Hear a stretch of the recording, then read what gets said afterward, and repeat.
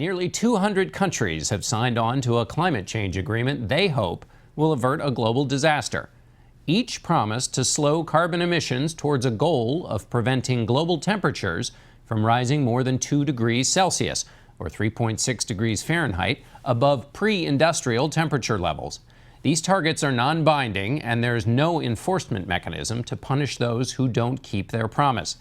Secretary of State John Kerry, who led the U.S. delegation, compared the effort to moving the biggest battleship in the world. We spoke with him earlier from Paris and asked him about the lack of enforcement in the deal.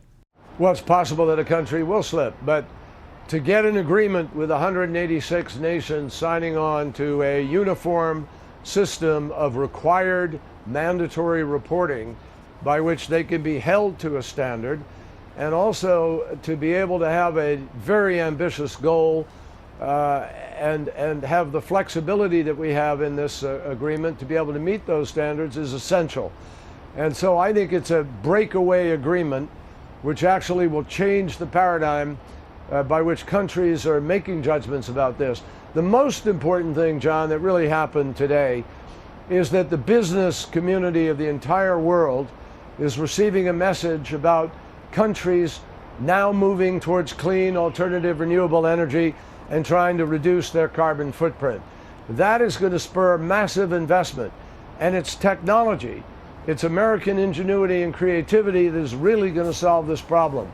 But people expect somewhere in the vicinity of $50 trillion to be spent over the course of the next 30, 40 years. That is going to be an enormous transformation of our economy, and all to the better, because it will reduce our dependency on foreign fuel, it will increase our security, it will provide for our environment, cleaner air, healthier people. There are just all kinds of pluses, and in the end, it's going to be a job creator. What signal does this send to the coal, oil, and gas market? We're going to continue to be pumping gas and using gas and oil for years to come. But what it does is it signals that there's a transformation taking place, and people need to diversify, people need to look for cleaner ways of doing things. I mean, we commit a fair amount of money to the effort to find clean coal. And if we can burn coal in a clean way, then coal could conceivably have a future under those circumstances, depending on the price. But more and more energy production is going to become price dependent.